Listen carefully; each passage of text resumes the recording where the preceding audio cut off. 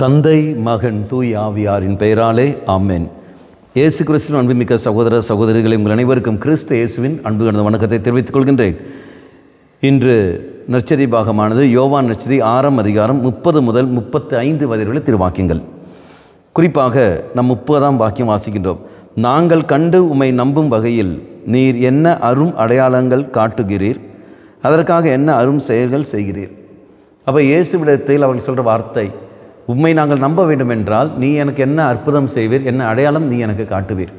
அப்போ இயேசு அவர்களுக்கு சொல்கிற வழி என்னவென்றால், இதோ பலிப்பீடத்திற்கு அவரை கொண்டு வருகின்றார். எப்படி 35ஆவது வாக்கியத்தில் நான் வாசிக்கின்றோம். எங்கே அங்கே சொல்ல வார்த்தை, என்னிடம் வருபவருக்கு பசியே இராது, என்னிடம் நம்பிக்கை கொண்டிருப்பவருக்கு என்றுமே தாகம் இராது. காரணம் வாழ்வு தரும் உணவு நானே. அப்போ இறைவன் அங்கே சொல்கிற ஒரு வார்த்தை வேறு எதுவும் இல்லை.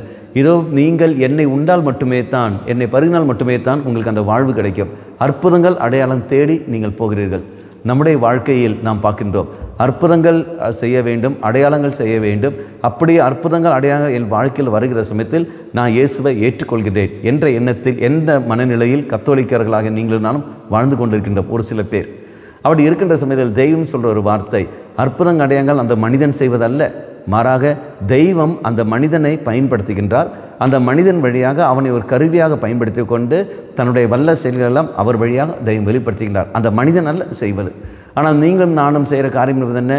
அந்த மனிதனை தேடி போகிற மொழியை, அந்த மனிதனை பயன்படுத்துகின்ற இயேசுவை நாம் மறந்து விடுகின்றோம்.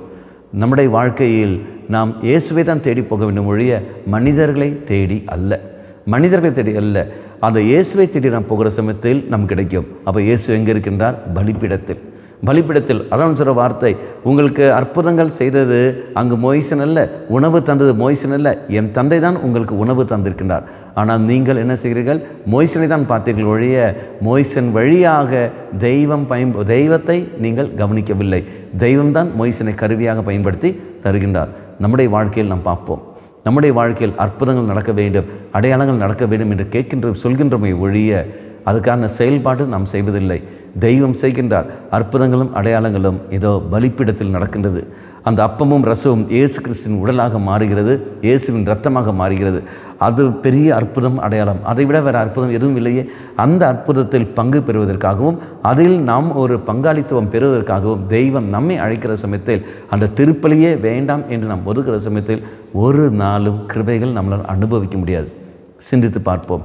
திருப்பலிக்கு முக்கியத்துவம் கொடுத்து நாம் நடப்போம். ஆண்டவரே, இதோ என்னையும் என் குடும்பத்தையும் என்னை சார்ந்த எல்லாவற்றையும் பலிப்பீடத்தோடு நான் இணைத்துக் கொள்கிறேன் என்று சொல்லிக்கொண்டு விட்டு கொடுக்கிற சமயத்தில் நிச்சயமாக எதிர்பார்க்கிற அற்புதங்களும் அடையாளங்களும் அங்கு நடக்கும். கண்களை மூடிக்கொள்வோம்.